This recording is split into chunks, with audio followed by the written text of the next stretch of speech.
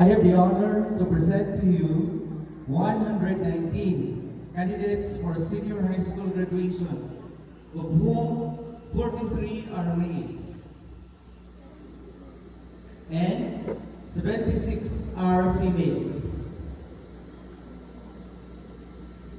Moreover, I would like to present to you 158 candidates for junior high school completion, of whom 54 are males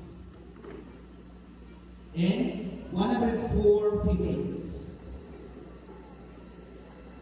I certify that they have satisfactorily completed all the requirements for their respective diploma and certificate.